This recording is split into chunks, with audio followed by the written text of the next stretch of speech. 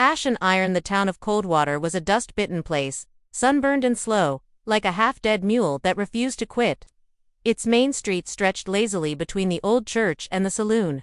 And in between lay a scattering of wooden storefronts, leaning like old men tired of standing straight. Everyone knew each other or thought they didn't. Strangers were always greeted with suspicion, unless they brought gold, liquor, or gossip. But there was one man no one really knew.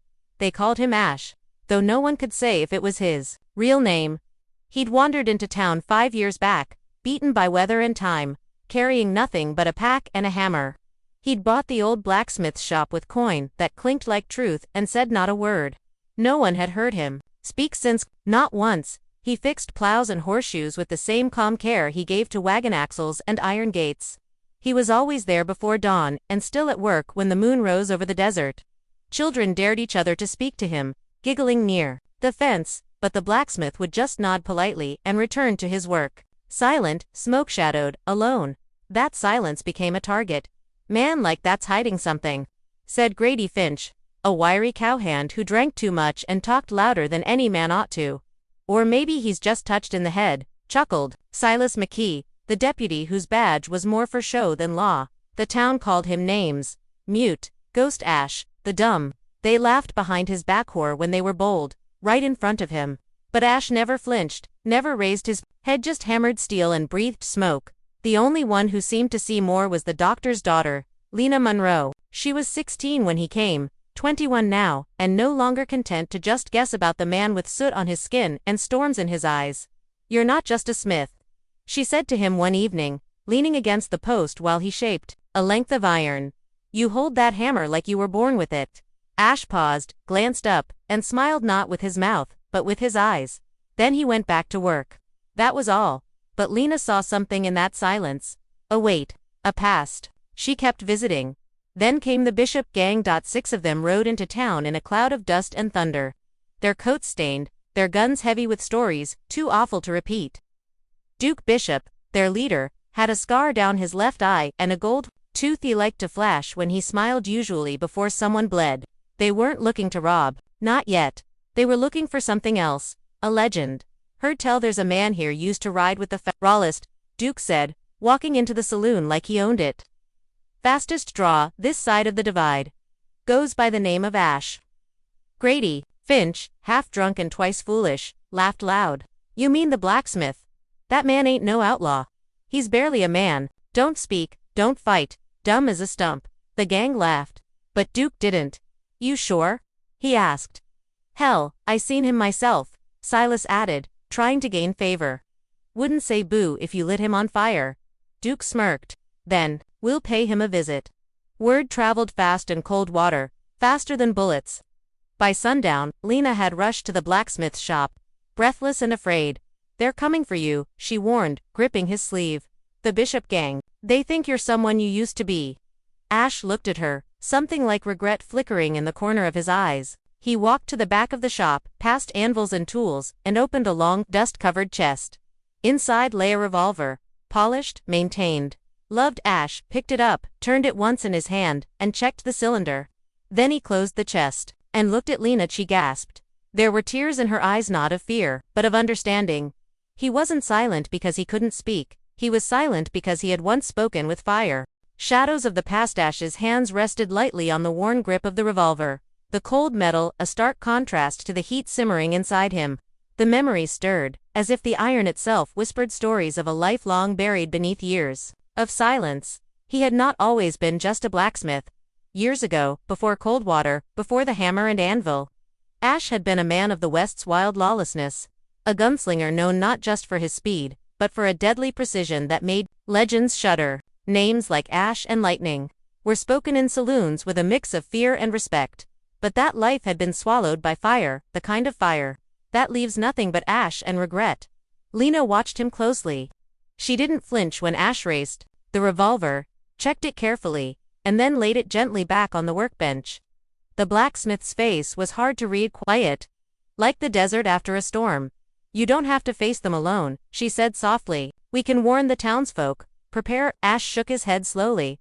"No." He finally spoke, his voice low and deliberate. "They're coming for me. But it's not just a fight for survival. It's a reckoning. Lena frowned. Reckoning? What do you mean? Ash's eyes darkened. I left blood behind. Men who counted on me, and I let them down. The Bishop gang, they were once my brothers, my family. She gasped, the weight of that revelation sinking in. The man everyone thought was just a quiet blacksmith was once the heart of a feared outlaw gang. But why had he left, and why silence? Before Ash could answer, the bell over the blacksmith's door jingled sharply. A tall figure stepped inside, Grady Finch. Flushed with nerves and sweat. They're here, Grady said, voice shaking. The Bishop gang. Outside the saloon, planning their next move. They're not just coming for you, they're planning to take the whole town. Ash nodded once, a shadow of steel in his eyes. The time to forge more than horseshoes has come, he said. Tonight, Coldwater will learn why a blacksmith's silence is the calm before the storm. The calm before the storm. The sun dipped below the jagged horizon, casting long shadows that stretched like dark fingers across Coldwater's dusty streets. The town held its breath, the usual chatter stilled by the heavy weight of impending danger. Inside the blacksmith shop, Ash moved with quiet precision, gathering tools and weapons with practiced ease. The clang of metal against metal echoed softly, a rhythmic drumbeat that seemed to awaken memories long buried beneath years of silence. Lena helped where she could, wrapping cloth tightly around handles and checking powder cartridges. Despite the danger, her hands were steady. She had never seen Ash like this, alive, focused, dangerous.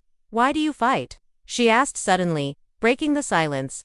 Ash paused, his gaze locked on the hammer resting on the anvil. Because silence is not always peace, he said. Sometimes, silence is waiting. Waiting for the right moment to strike. Outside, the murmur of voices rose as the townsfolk gathered, hesitant but united by a common fear. Children peeked from behind doorways, mothers clutched their loved ones, and men gripped rifles with trembling hands. Grady Finch paced nervously in the saloon, his bravado fading with each passing minute. I didn't believe him before, he muttered to himself. But Ash's silence hides a storm.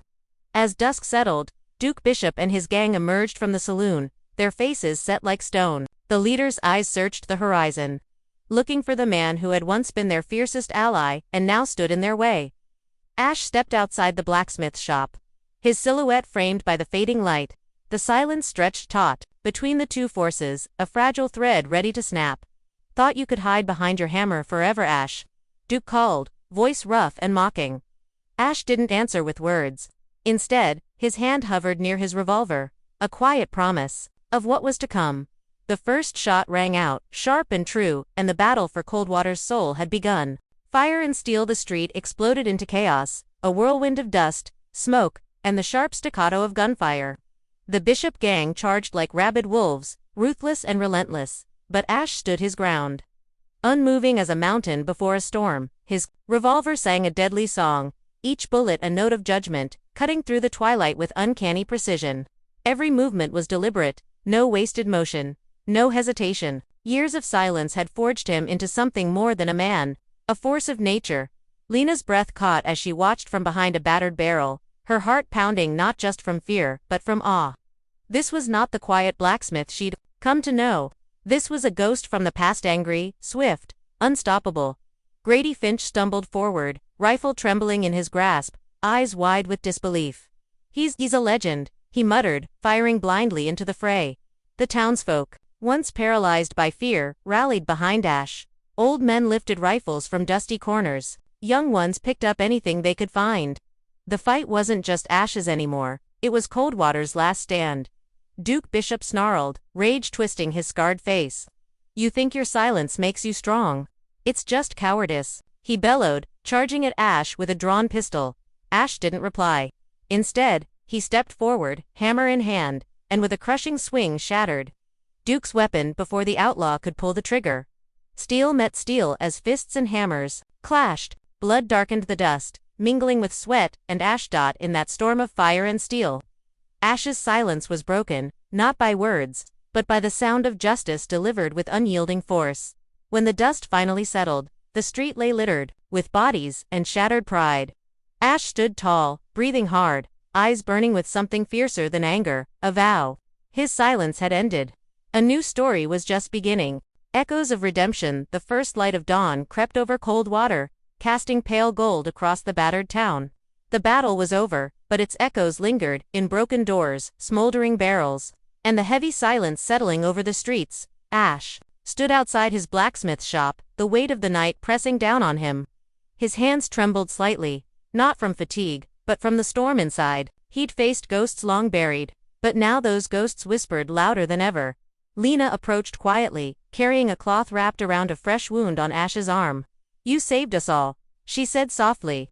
"Why did you run from your past for so long?" Ash's eyes darkened, shadows flickering across his face. "Because some scenes can't be undone. I thought silence would bury them deep enough to forget." She shook her head. "But silence doesn't heal. It hides the pain, and pain grows like wildfire when left alone." He looked up, meeting her gaze. "Maybe you're right. Maybe this town and I deserve a chance at something more." News of Ash's victory spread fast. Townsfolk whispered in awe and fear. The blacksmith who never spoke had become their savior, a living legend forged from fire and silence. Yet, beneath the surface, Ash knew his fight was far from over. The Bishop gang was broken, but others would come, and the ghosts of his past debts and darker secrets still haunted the edges of his mind as the sun climbed higher. Ash returned to his forge, the hammer in his hand feeling heavier now, but full of purpose. For the first time in years, he whispered not to others, but to himself, "It's time to face what I've buried." The weight of silence days passed in Coldwater like slow-moving shadows, each one stretching longer than the last. The town had quieted after the battle, but the tension lingered like smoke in the air. A constant reminder that peace was fragile. Ash returned to his forge every morning, the rhythmic clang of hammer on anvil echoing through the streets. His silence had shifted, no longer a wall but a bridge to something new. Yet the memories he carried remained heavy, like chains wrapped tight around his heart. Lena often visited, bringing news and quiet companionship. She saw beyond the blacksmith's stoic exterior, sensing the turmoil beneath. One day, she said softly as she handed him a cup of water, "You'll have to tell me what you're running from." Ash met her eyes, a flicker of pain shining through. "I'm not running anymore," he said, voice low but steady. "I'm preparing." The townsfolk began to trust him, not just as a craftsman, but as their protector. Children no longer feared the quiet man who rarely spoke. Instead, they watched him with curiosity and admiration. But Ash knew the silence still held power. Words could wound, yes, but silence could be sharper, cutting deeper than any blade. One evening, as the sun dipped behind the hills, a rider appeared on the horizon, dust trailing behind like a warning. Ash's jaw tightened. The past had come calling once again. Breaking the silence, the rider approached slowly, dust clouds swirling behind him like a ghost from Ash's past. The town held its breath as the figure dismounted and pulled back his hat, revealing a familiar scar, one Ash had hoped never to see again.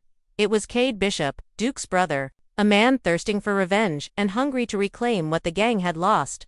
Ash stepped forward from the forge, hammer resting against his leg but his gaze steady and unyielding. "Why are you here, Cade?" Ash asked quietly, voice calm but edged with steel. Cade sneered. "You think you can just walk away from us? From the blood we share? The silence won't save you now." The tension thickened, a storm about to break. But Ash didn't reach for his gun. Instead, he looked Cade in the eye and spoke for the first time in years. "I'm not running. I'm done hiding behind silence." The words cut through the hot, desert air like a blade. For the first time, Ash let his voice carry the weight of all he'd endured, the guilt, the pain, the hope for redemption. The showdown that followed was fierce but brief. Ash moved with the skill and speed that had earned him his fearful reputation, but tempered now by purpose and resolve. When the dust settled, Cade lay defeated, and the town breathed a collective sigh of relief. Ash turned to Lena, who stood watching with wide eyes. "Sometimes," he said softly, "the loudest strength comes not from the gun, but from breaking silence." The blacksmith's hammer struck the anvil once more, a signal that a new chapter had begun.